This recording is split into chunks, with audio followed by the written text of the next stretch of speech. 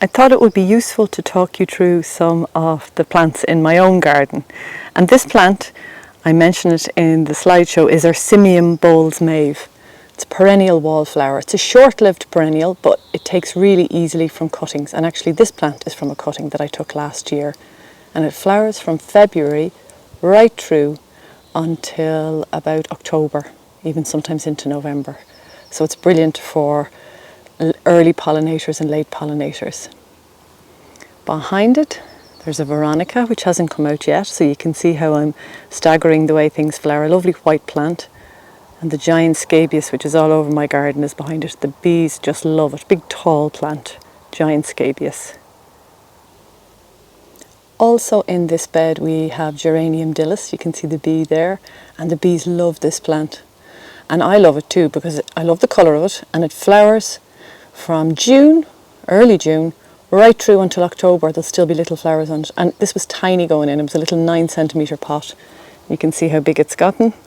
And I've also taken lots of root cuttings from here and moved them to other spots in the community. Those big balls that you see there are globe artichokes, really architectural. And when they open up to flower, the bees love those as well.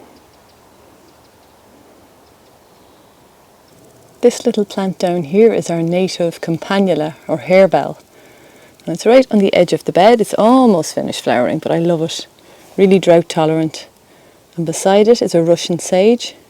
Hasn't come out yet, just about to flower. And then we have a taller plant of our bascom, also grown from seed, and a phlox. This is a purple phlox. The butterflies love that one. I've sown some cornflowers. You can see one flowering there, and tucked them into the bed. There's a drumstick allium, just getting ready to open. And a gorgeous verbascum. The bees love this plant. There's none on it now. I don't know whether they've already visited. And above it again, you see the giant scabious. I love it. The way it moves around in the wind, and there'll be bees all over the top of that. It's almost finished flowering. And there's a poppy head. There's loads of poppies all through the garden. They self-seed, I pull them out, and the bees love them too.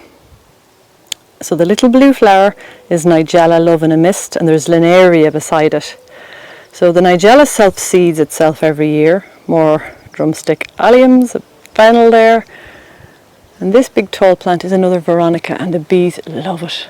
They're all over it.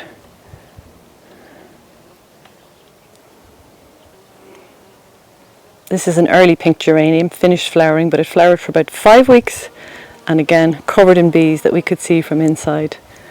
Beringia big blue, you see the butterfly on it? It's covered, look, the hoverflies, bees, absolutely covered in pollinators. I have 3 of these, again really architectural, and they're even beautiful when they're finished flowering.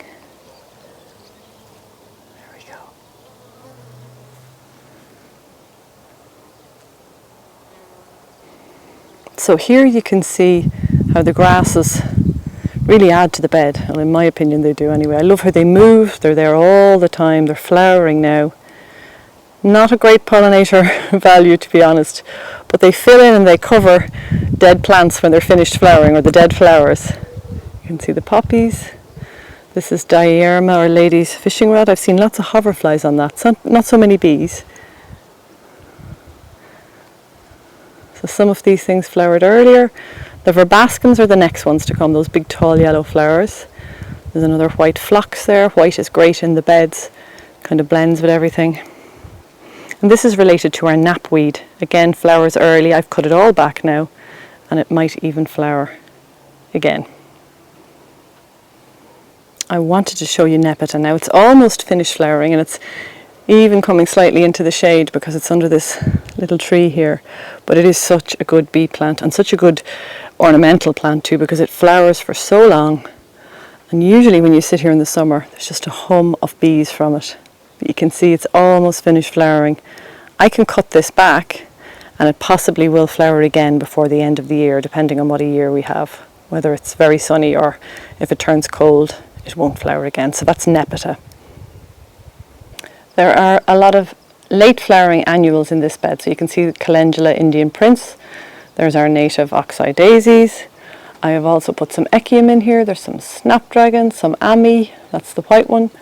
There are cornflowers. There's a geranium in here, which is perennial. More cornflowers. And there's even a rose at the end. So it's kind of a mix of everything. This is the vegetable patch, and I do mix flowers and vegetables, as you can see.